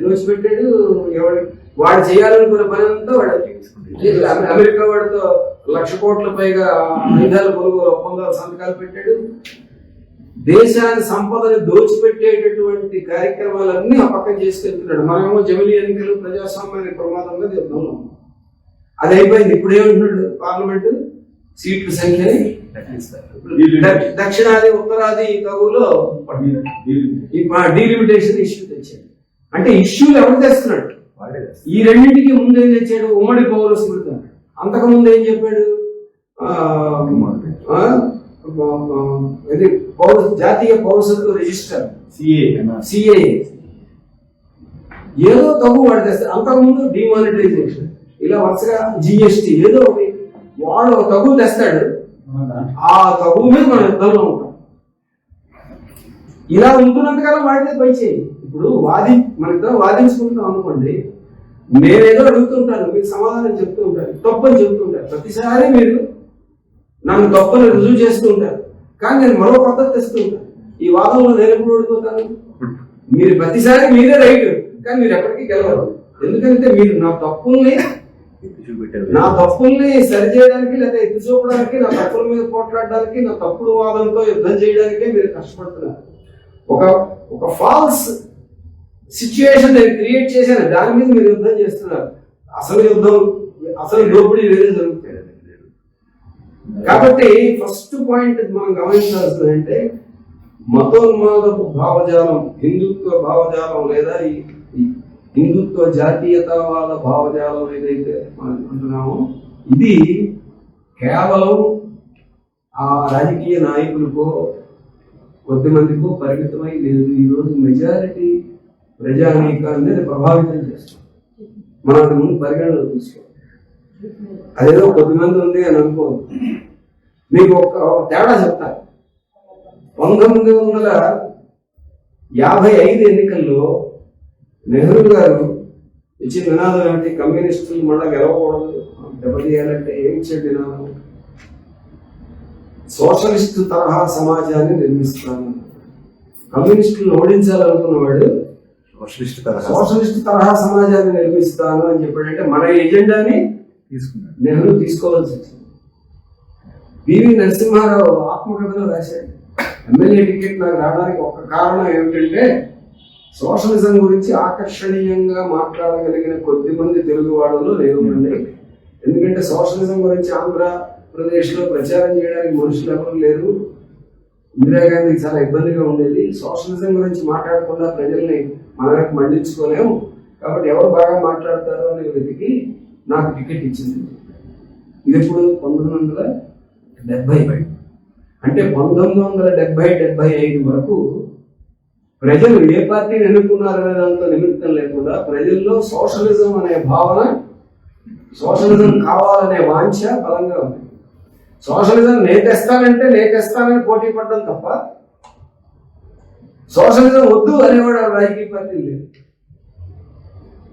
ఇప్పుడు సోషలిజం కావాలి అని చెప్పగలిగింది కమ్యూనిస్టులు మాత్రమే. అది కూడా గట్టిగా చెబితే జనాలు వింటారో లేదో అప్పుడప్పుడు మనకే సంకోచం వస్తుంది. ఇది భావజాలపు ఆధిపత్యం. అంటే ఈరోజు మనం హిందుత్వాన్ని గట్టిగా విమర్శిస్తే హిందూ మతస్థులందరూ మనకు దూరం అయిపోతారేమో అనే ఆందోళన మనలో ఏదైతే ఉందో ఆ ఆందోళన తప్పేం లేదు. ఆందోళన ఏదైతే ఉందో ఆందోళన వెనక కారణం ఏమిటంటే ఈరోజు డామినెంట్ ఐడియాలజీ, పెత్తనం చేస్తున్న ఐడియాలజీ ఏది అంటే హిందుత్వ జాతీయత భావం. అంటే ఒక బూటకపు భావజాలం, వాస్తవంతో సంబంధం లేని ఒక భావజాలం ప్రజల్ని కప్పేసింది. ఒక falls pride.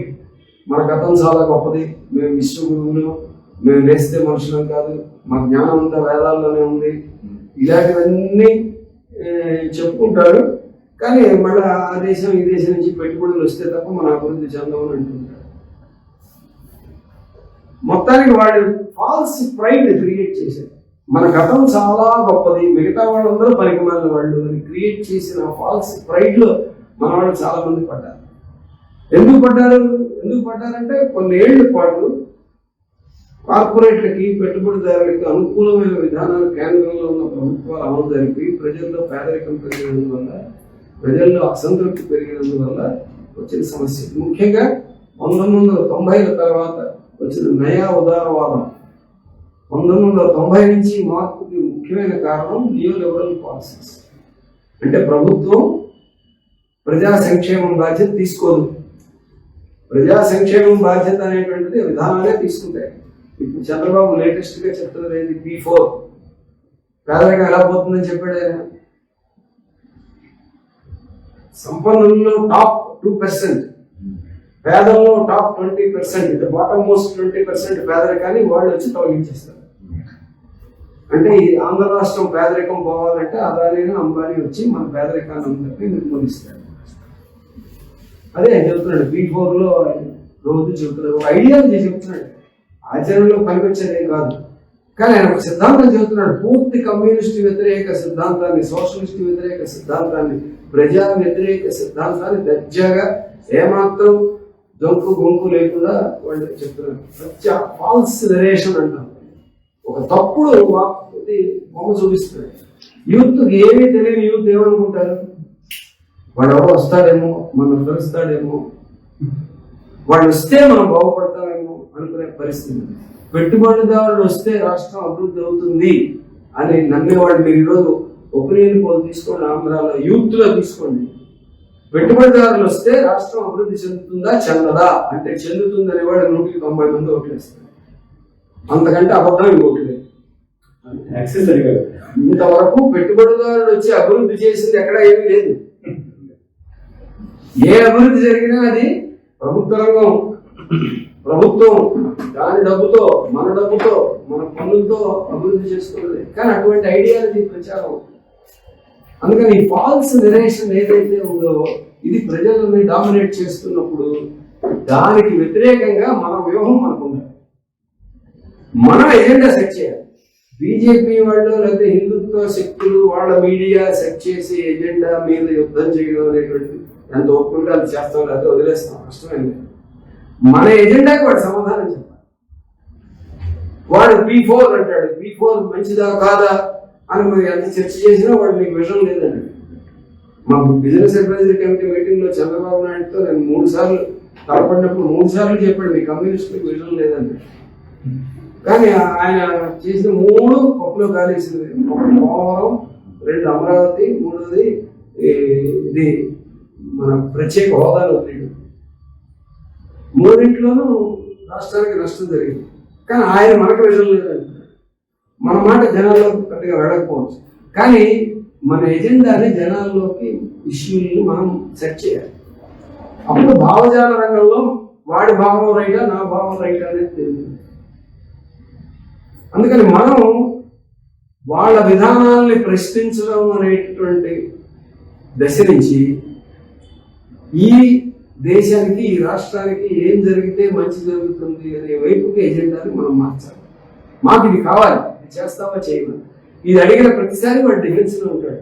Visakhapatnam steel plant ప్రైవేటీకరించొద్దు, ఇది మన ఎజెండా. ఈ ఎజెండా మీద వాడు ఇంతవరకు ఎక్కడ అఫెన్సింగ్ లో లేడు, చచ్చినట్టు డిఫెన్స్ లోనే ఉన్నాడు. మేమే రక్షిస్తాం అంటున్నాడు తప్ప ప్రైవేటీకరిస్తాం అని గట్టిగా చెప్పలేకపోతున్నాడు. మనకు అర్థమైన ఒక ఎజెండా చెప్తున్నాం. మనం ఎంత గట్టిగా పోట్లాడుతున్నాం, ఇంకా చాలా పోట్లాడవచ్చు, అంత పోట్లాడడం లేదు. కానీ ఆ ఎజెండాలో వాడు డిఫెన్స్ లో ఉన్నాడు, మనం అఫెన్స్ లో. అలాగా మనం ఇష్యూస్ ఐడెంటిఫై చేసి వాటి మీద మనం ఎజెండాని సెట్ చేయాల్సి ఉంటుంది.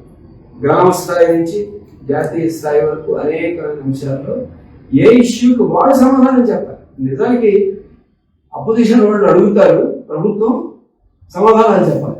కానీ ఇప్పుడు ఎలా ఉందంటే ప్రభుత్వం అడుగుతుంది, మనలో సంజేషన్ చెప్పాలి. ఈ రివర్స్ దీన్ని మార్చాలి. మార్చకుండా భావజాల రంగంలో పోరాటంలో మనది పై చేయాలి. అంటే మనది రియాక్షనరీ క్యాంపెయిన్ కాకూడదు. అంటే రియాక్షన్ గా అవతల వాడి ప్రచారానికి, వాడు అడిగే ప్రశ్నలకి సమాధానం చెప్పేవాళ్ళంగా కాకూడదు. ఇప్పుడు మాస్టర్ ప్రశ్న పత్రం ఇస్తే స్టూడెంట్ ఆన్సర్ రాయాలి. ఇప్పుడు మనం స్టూడెంట్ లాగా ఉన్నాం, వాడు మాస్టర్ లాగా ఉన్నాడు. కానీ నిజానికి రోల్స్ రివర్స్ అవ్వాలి. మనం మాస్టర్, వాడు స్టూడెంట్. వాడు ఓటేసింది మనం, మనకి సమాధానం వాడు చెప్పాలి. ఎందుకు ఈ పేదరికం పెరిగింది? ఇప్పుడు వాడు ఉదాహరణకి ఈ డీలిమిటేషన్ అంటున్నాడు. డీలిమిటేషన్ దేని ప్రకారం చేయాలి? వాడి వాదన ప్రకారం. దేని ప్రకారం చేయాలి?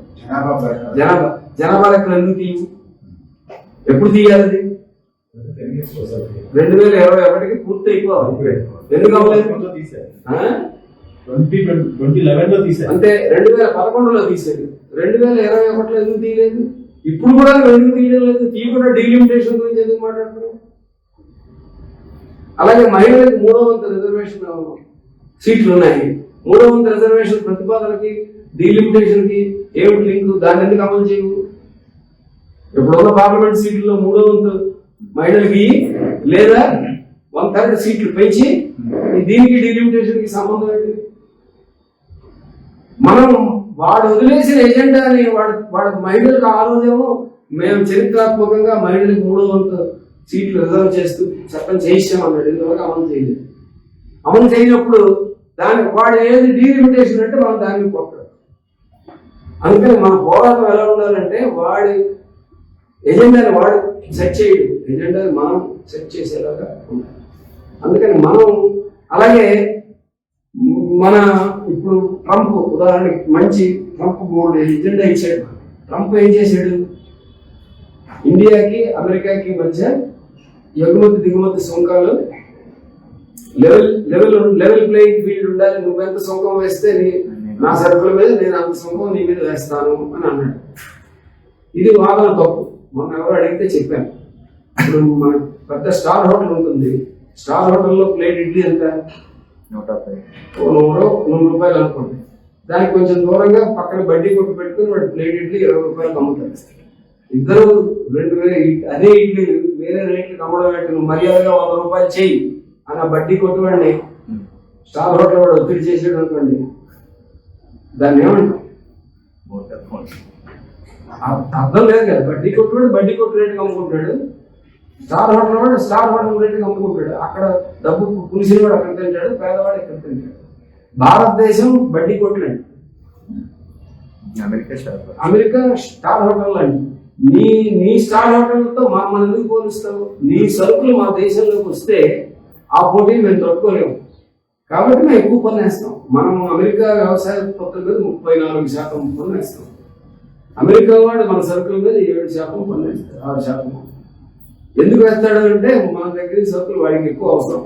ఆ దేశంలో పండనటువంటి అన్ని మనం ఎగుమతి చేస్తాం. రేపు పండగ ఉగాది మామిడికం మనకు కడతారు కదా చాలా మంది. అమెరికాలో కూడా పాపం మామిడికం మామిడి చెట్లు పాపం. భార్యకి ఎప్పుడైనా సాయంత్రం నువ్వు ఏమైనా ఇంకేం కొనకపోయినా సాయంత్రం మల్లెపూలు పట్టుకెళ్ళాలనుకుంటావు. నువ్వు అమెరికాలో కోట్లు సంపాదించిన మల్లెపూలు పట్టుకెళ్ళి మల్లెపూలు పూయవు. అంత భారతదేశం అని మనం అడిగితే చెప్పారు, ఏం అమెరికా అండి పండుగ మాడుకోం పడుకోలేము, పెళ్ళాలి మల్లెపూలు కొనలేము, దిక్కుమాలిన దేశం అంటే కరెక్టే అన్నారు. అందుకని వాడికి ఈ మల్లెపూలు, ఈ మామిడికాయలు, ఈ పళ్ళు, ఇక్కడ వాడికి పంటలు అన్నీ వాడికి కావాలి కాబట్టి, వాడి పొగాకు పత్తి ఇటువంటివన్నీ వాడికి కావాలి కాబట్టి వాటికి వాడు తక్కువ సుఖం పెట్టుకుంటాడు. వాడి అవసరం. వాడి సరుకు ఇక్కడికి వస్తే ఇక్కడ పండించే పంటలు, ఇక్కడ మనకు ఉత్పత్తి అయ్యే పాడి, వీటన్నిటికీ వాడి సరుకుల పోటీకి మనం తట్టుకోలేము కాబట్టి మనం ఎక్కువ సుఖం వేసాం. మన వ్యాపారం మన ఇష్టం, వాడి వ్యాపారం వాడి ఇష్టం. నువ్వు కావాలంటే ఎక్కువ సుఖం వేసుకో నా సరుకు మీద. ఇది కదా మనవాడు చెప్పాలి. నేను కూడా 34% వేస్తాను అని అన్నాడు అనుకోండి, వేసుకోమని చెప్పాలి. చెప్పే దమ్ము మోడీకి ఉందా? మనం అడుగుతున్నామా? ఇది 58% వ్యవసాయంలో పాడి ఉత్పత్తులు వీటన్నింటిలో ఉంటున్న జనాలకి విషయం. అమెరికాలో రైతాంగం 4%, మొత్తం జనాభాలో 4%. 100 హెక్టార్ల పొలాలు ఉన్నవాడు అక్కడ రైతులు. వీడు ఏం చేస్తాడంటే హెక్టార్కి ఇంత అని వాడికి ఇచ్చేస్తాడు. $1800 ఎంత హెక్టార్కి. వాడు పండినా పండకపోయినా వాడి పేరు మీద 10 ఎకరాలు ఉంది అంటే 10 ఇంటూ వాడికి $18,000 వాడికి ఇచ్చేస్తాడు సబ్సిడీ. ఒక ఆవు ఉందంటే ఆవుకి నెలకి $60 సబ్సిడీ ఇచ్చేస్తాడు. ఆవు పాలు ఇస్తుందా, పేడ మాత్రమే ఇస్తుందా వాడికి సంబంధం లేదు. అలాగే హెవీగా వాడిని సబ్సిడైజ్ చేస్తాడు. మన గవర్నమెంట్కి ఏం చెప్తుంది IMF, ప్రపంచ బ్యాంకు, నువ్వు ఎరువులు సబ్సిడీ ఎత్తియాలి, నువ్వు మద్దతు ధర ఇవ్వకూడదు, నువ్వు లోన్లు ఇవ్వకూడదు, నువ్వేమో పురుగులు సబ్సిడీ ఇవ్వకూడదు, కరెంట్ సబ్సిడీ ఇవ్వకూడదు, ఇవన్నీ నువ్వు ఇస్తున్నావు. అన్ఫెయిర్ ప్రాక్టీసెస్, ఇదంతా అన్యాయమైన ప్రాక్టీసెస్. అంటే నువ్వు నీ రైతుకి సబ్సిడీ ఇచ్చుకుంటే అది అన్యాయం. వాడి బలిసిన రైతులకి ఎంత సబ్సిడీ ఇచ్చినా అది న్యాయం. ఆ బలిసిన వాడు వాళ్ళ ఉత్పత్తులన్నీ పట్టుకొచ్చి ఇక్కడ చౌకగా అమ్మితే మనం తట్టుకోగలమా? రేపు పొద్దున్న నెస్లే మనం కూడా 34% నుంచి 7% తగ్గించామనుకోండి, వాడు విదేశీ కంపెనీల తాలూకా డైరీ పాల ఉత్పత్తులు వాడి చికెన్ లెగ్స్ ఇవన్నీ డైరీ ప్రోడక్ట్స్, మాంసం ఉత్పత్తులు, చికెన్ ఉత్పత్తులు ఇవన్నీ తక్కువ రేటుకి వచ్చాయి అనుకోండి. మన దేశంలో పౌల్ట్రీ పరిశ్రమ దొరుకుతుంది. మన అమూల్ ప్రైడ్ ఆఫ్ ఇండియా అప్పుడు ఏమవుతుంది? ఈ ఎజెండాని వాడు చర్చకి రానివ్వట్లేదు. ఈ ఎజెండాని మనం చర్చకి పెట్టాలి. అంటే నిజమైన జాతి దీని అంతటినీ కలిపి ఒకటే ముక్కలో మన నాయకులు, కమ్యూనిస్టులు అందరూ, నాయకులందరూ చెప్తున్నది ఒకటే ఏంటంటే బూటకపు జాతీయవాదాన్ని నిజమైన సామ్రాజ్యవాద వ్యతిరేక జాతీయోద్యమ చైతన్యంతో ఎదుర్కోవాలి. Spirit of national movement. జాతీయోద్యమంలో ఏ స్ఫూర్తితో మన పెద్దవాళ్ళు పోట్లాడారో ఆ స్ఫూర్తితో ఈ బూటకపు జాతీయవాదాన్ని ఎదుర్కోవాలి. మీకు నిజంగా దేశభక్తి ఉంటే అమెరికా వాళ్ళు పెట్టిన షరతులకు నువ్వు ఎందుకు ఒప్పుకుంటున్నావు? నీకు నిజంగా చిత్తశుద్ధి, నువ్వు నిజాయితీ కలిగిన పాలన ఇచ్చేవాడు అయితే అదాని మీద అమెరికా కోర్టులో వచ్చిన కేసు తాలూకా రిపోర్ట్లు తెచ్చుకొని ఇక్కడ ఎంక్వైరీ ఎందుకు పెట్టావు?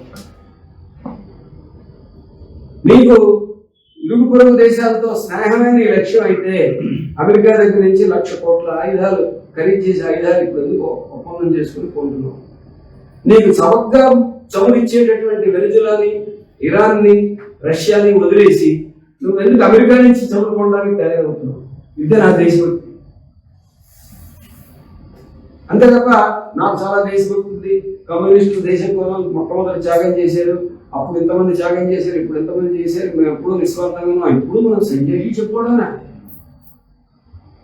ఎందుకు సంజయ్ చెప్పాలి? అసలు ఆర్ఎస్ఎస్ వాడికి మనం సంజయ్ చెప్పడం జాతీయోద్యమంలో పాల్గొకుండా దానికి ద్రోహం చేసినటువంటి వాడు. నువ్వు ఎవరో అసలు జాతీయోద్యమం గురించి మాట్లాడడానికి మనం అడగాలి. ఏ రోజు పాల్గొన్నాడు? క్విట్ ఇండియా ఉద్యమాన్ని వ్యతిరేకించాడు.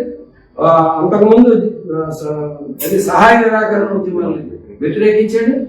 ప్రతి ఉద్యమంలోనూ బ్రిటిష్ వాడికి అండగా పనిచేశాడు, విశ్వాస ప్రకటన చేశాడు. అన్ని కాగితాలు, డాక్యుమెంట్లు ఉన్నాయి. జాతీయోద్యమంలో పాల్గొకుండా దేశానికి ద్రోహం చేసిన వాడు దేశభక్తి గురించి వాడు మాట్లాడతాడు. ప్రాణాలు అర్పించి ఆ క్రమంలోనే ఉద్యమం పుట్టినటువంటి కమ్యూనిస్టులు ఏమో మా దేశభక్తి చాలా గొప్పదని మనం సంజయించుకోవాలి. మన కొండ శిఖరాగ్ర స్థానంలో మనం ఉన్నవాడు అక్కడ మోతకొండలో ఉన్నాడు. ఇది జనాలకి అర్థమయ్యేలాగా మన ప్రచారం, మన కార్యక్రమాలు ఉండాలి. ఇవి ఉండాలి అంటే దానికి తగినట్టు మనం కొత్త జనరేషన్, పాత వాళ్ళకి కొత్త జనరేషన్ ఇవన్నీ తెలియదు. మొన్న డివైఎఫ్ఐ వాళ్ళ వర్క్షాప్ ఏదైతే ఖలిస్తాన్ ఉగ్రవాదానికి వ్యతిరేకంగా ప్రాణాలు అర్పించినటువంటి వాడు ఎవరో అడిగారు.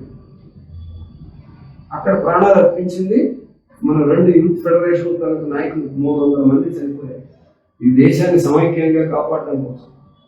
ఇప్పుడు తరానికి అది తెలుసా? నేను జాతీయోద్యమం గురించి మాట్లాడడం 1980-84 మధ్య, 83 మధ్య జరిగినటువంటి ఖలిస్తాన్ వేర్పాటువాద ఉద్యమం.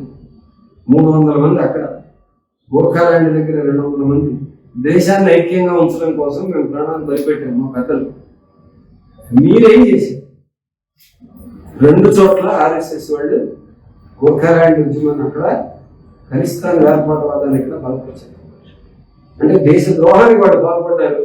దేశాన్ని కాపాడడం కోసం మన నాయకులు ప్రాణాలు ఇచ్చారు.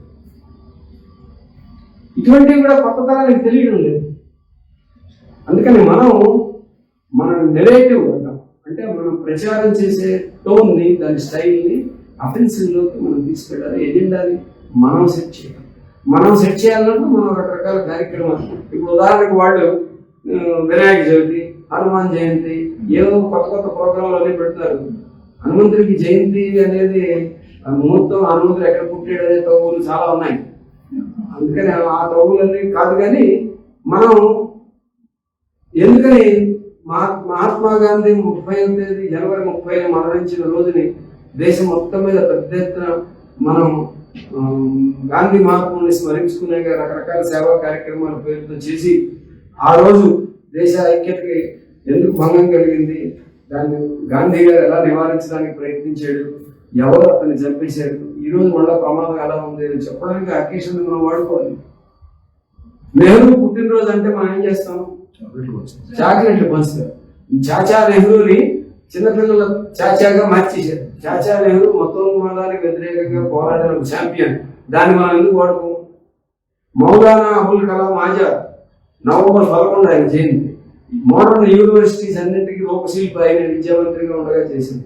యూనివర్సిటీ విద్యార్థులందరిలో మౌలానా ఆజాద్ ఉత్సవాల పేరుతో యూనివర్సిటీలు తిరిగి బలోపేతం చేయాలన్న కార్యక్రమం మనం ఎందుకు చేయకూడదు? మేడే ఉంది, అసలు ఏ సంకుచితమైనటువంటి భావజాలానికి అతీతమైంది. మేడే అంటే కార్మిక సంఘాలు జెండాలు ఎగరేసి ఊరేగింపులు తీసే కార్యక్రమాలు ఉండాలి. వినాయక చవితి హిందువుల పండుగ, రంజాన్ ముస్లింల పండుగ, ఇంకో క్రిస్మస్ క్రైస్తవుల పండుగ, మేడే కార్మికుల పండుగ. మేడే కార్మికుల పండుగ సందర్భంగా మా ఇంట్లో భోజనం పెడతాం, మీరు రండి పిలవచ్చుకోవాలి. లేకపోతే ఇంట్లో పిలవలేకపోతే ఒక సంఘంగా కూర్చొని మేడే పండుగ మా అందరం కుటుంబాలతో సహా అందరం కలిసి జరుపుకుందామని ప్లాన్ చేయొచ్చు కదా. 50 మందో 100 మందో ఒక ఏరియాలో ఇది కార్మికుల పండుగ, ఒక వర్గ చైతన్యాన్ని కలిగించేటటువంటి ఒక కార్యక్రమంగా మనం ఎందుకు చేయకూడదు? ఆల్టర్నేటివ్. ఇప్పుడు మేడేని వాడు వ్యతిరేకించగలడా? మేడే జరుపుకుంటున్నావు దేశద్రోహి అని అనగలడా? వాడు అనలేడు. గాంధీ జయంతి, గాంధీ వర్ధంతి నువ్వు జరుపుతున్నావు దుర్మార్గం అని అనగలడా? అనలేడు. నెహ్రూ అనలేడు. వాడి నోరు మూసుకుని ఉండాల్సింది. భగత్ సింగ్ మనం జరుపుతున్నాం, అది కూడా ప్రచార కార్యక్రమంగా నాయకులు ప్రసంగాలు హడావుడిగా ఉంది. ఏరియాల్లో జనాల్లో మనం ప్రజలందరినీ ఇన్వాల్వ్ చేసే ఒక కార్యక్రమంగా, ఒక పండుగగా, ఒక ఉత్సవంగా. ఇప్పుడు సమ్మక్క సారక్క జాతర ఎందుకు జరుపుతారండి? వాళ్ళు ఆ కాలంలో అక్కడ ఉన్నటువంటి భూస్వాముల దాడికి వ్యతిరేకంగా తిరగబడినటువంటి నాయకురాలు. దాని చరిత్ర చూస్తే అందుకని త్యాగం చేసినటువంటి ఆ మహానాయకుల పేరు మీద వాళ్ళు జాతరలు జరుపుతారు. మనం ఆ జాతర ఎలా జరుపుతారు? పెద్ద పండుగలాగా జరుపుతారు కదా. మన భగత్ సింగ్ ఎందుకలా జాతరలా చేయలేము? అల్లూరి సీతారామరాజు ఎందుకలా చేయలేము? అంటే ఎజెండాని మనం సెట్ చేస్తే ఇలాంటి ఆలోచనలు వస్తాయి. లేదా వాడు ఏదో చేస్తున్నాడు, దానికి సమాధానం చెప్పుకోవాలంటే వాడు చెప్పేదానికి వాడు అడిగేదానికి ఎప్పుడు గ్యాప్ ఉండదు. అడిగేవాడికి చెప్పేవాడు లోకు. ఇప్పుడు అది మన పరిస్థితి. అందుకని ఆ లోకు మీద వాడికి రావాలంటే మనం అడిగేవాడు అవ్వాలి, వాడు చెప్పేవాడు కావాలి. ఆ రకంగా పనికొచ్చే విధంగా మన కార్యక్రమాలు జరగాలి. మన ఇటువంటి పనులు మనం చేస్తే చాలా పెద్ద ఉపయోగం ఉంటుంది. ఇంకొకటి లాస్ట్ పాయింట్, అసలు హిందువులు అందరూ ఇది కోరుకుంటున్నారు, హిందువుల తరపునే మాట్లాడుతున్నాను అనడానికి వాళ్ళు ఎవరు నియమించారు? Self appointed. వాడే హిందువుల తరపున మాట్లాడలాగా మాట్లాడినట్టు అంటాడు. హిందువులు ఎవరు? వాళ్ళు ఎన్నుకోలేదు, వాడిని నియమించలేదు. ఏ పీఠాధిపతి వాడిని సపోర్ట్ చేయలేదు. మీకు చాలా మందికి పరిశీలిస్తే అర్థమవుతుంది. మీరు రామకృష్ణ మిషన్ వెళ్ళారు, ఎప్పుడైనా వెళ్ళి చూడండి. రామకృష్ణ మిషన్ లో అన్ని మతాలు సెమినార్లు ఉంటాయి. వాళ్ళు ఆర్ఎస్ఎస్ వాళ్ళు దరిదాపులు కానివ్వరు, హిందూ విద్వేష రాజకీయాలు దరిదాపులు కానివ్వరు. అలాగే బ్రహ్మకుమారీస్ అని ఉన్నారు, వాళ్ళు వీళ్ళ దగ్గరికి రానివ్వరు. నాకు తెలిసి చాలా మంది స్వామీజీలు ఈ ఆర్ఎస్ఎస్ విద్వేష రాజకీయాలు నడుపుతోందని చాలా గొడవ చేస్తున్నారు. ఆ మధ్య చిలుకూరు బాలాజీ స్వామీజీని వీళ్ళలో కొట్టాడు. అతను కూడా ఈ వీళ్ళ విద్వేష రాజకీయాలు చాలా గట్టిగా తిట్టాడు. మీరు తిరుపతి వెళ్తే తిరుపతిలో హిందూ ముస్లిం మధ్య తగ్గు పెట్టాలంటే అంత ఈజీ కాదు. ఎందుకంటే వెంకటరమణమూర్తి అక్కడ ఉన్న ముస్లింలు ఇంటర్లు వీగి నాచారమ్మని పెళ్లి చేసుకున్నాడు కదా. కాబట్టి మా ఇంటర్లు మాకు సంబంధం లేదంటే ఎలాగా అనేటువంటి ఒక పరిస్థితి. కాబట్టి from with in the Hindu community, కమ్యూనిస్టులు అపని చేయలేరు, కానీ అనేక మంది భక్తులు, అనేక మంది స్వాములు, అనేక మంది అభ్యుదయ భావాలు ఉన్న వాళ్ళు చాలా మంది ఉన్నారు. వీళ్ళందరినీ ఈ మత విద్వేష రాజకీయాలకు జోలికి రాకుండా చూడాలి. కమ్యూనిస్టులు ఏం చెప్తాం? రాజకీయాల్లోకి మతాన్ని తీసుకురావద్దు అని చెప్తాం. స్వామీజీలు అయితే ఎలా చెప్తారు? మతం జోలికి రాజకీయాలు వస్తూ ఒప్పుకోమని వాళ్ళు చెప్తారు. వాళ్ళు సులువు చెప్పమంటే చెప్పే స్వామీజీలు 3 మంది ఉన్నారు. నేను ఒక 60 మందితో మాట్లాడాను. వాళ్ళందరూ కూడా మా పొరలో ఇదే ఉందని అంటే చేయండి అప్పని అంటున్నాం. అయితే మనం అక్కడికి వెళ్ళి మన జెండాలు మన బ్యాడ్జీలు పెట్టి మన దాని దరిదాపులకు వెళ్ళకుండానే ఆ పని చేయగలిగిన చాలా మంది ఉన్నారు. అంటే హిందూ మత ప్రతినిధులుగా చలామణి అయ్యేటటువంటిది ఏదైతే ఇప్పుడు ఎవడో ప్రశ్నించకుండా చలామణి అయిపోతున్నారో వాళ్ళు, మీకు అసలు హిందూ మతానికి ప్రాతినిధ్యం వహించే నైతికమైన హక్కే లేదు అని చెప్పాలి. ఎందుకంటే మతానికి సంబంధించి వాళ్ళు ఏమీ చేయడం లేదు, ఆ మతాన్ని సంస్కరించే పని ఏం చేయడం లేదు. వివేకానందుడు గొప్ప హిందూ మత నాయకుడే, ఆయన అందులో కుల వివక్షకు పోవాలని, స్త్రీ పురుష సమానత్వం రావాలని ఇలాంటివన్నీ కొట్లాడి ఇప్పుడు వీళ్ళు ఏం చేస్తున్నారు? ఏం చేయడం. మతాన్ని బాగు చేయాలని, మతంలో ఉన్న అంటరానితనాన్ని నిర్మూలించాలని, స్త్రీ పురుష సమానత్వాన్ని సాధించాలని ఇటువంటి వాళ్ళు ఏం చేయరు. భక్తి ప్రచారం ఏం చేయరు, ఆధ్యాత్మిక బోధనలు ఏం చేయరు, ఉపనిషత్తుల్లో ఏమున్నదో చెప్పాలి. ముస్లిం మతం మీద ద్వేషం, లేకపోతే క్రైస్తవ మతం మీద ద్వేషం. లేటెస్ట్ గా ఏంటి ఇప్పుడు తాజాగా ఏప్రిల్ 5 జగజీవన్ రామ్ జయంతి, 14 అంబేద్కర్ జయంతి. ఇప్పుడు రాష్ట్రంలో మాలా మాదిగ వివాదం నడుస్తున్నారు. ఎందుకని? వర్గీకరణ ఇష్యూ మీద నడుస్తుంది. ఒక చీలిపోయి ఉన్నటువంటి ఆ దళితుల మధ్య వీళ్ళు ఒక సర్వే కండక్ట్ చేస్తున్నారు. ఆ సర్వే ఫారం మనం మా ప్రజాశక్తిలో వేసాం, కావాలంటే మన వాళ్ళు ఇస్తారు. విశ్వ హిందూ పరిషత్ వాళ్ళు ఏముంది అందులో, మీ ఏరియాలో ముఖ్యంగా ఆ సర్వే అంతా ఎక్కడంటే అంబేద్కరీలు అంటే దళిత వాడలు అన్నింటిలో చేయమన్నారు.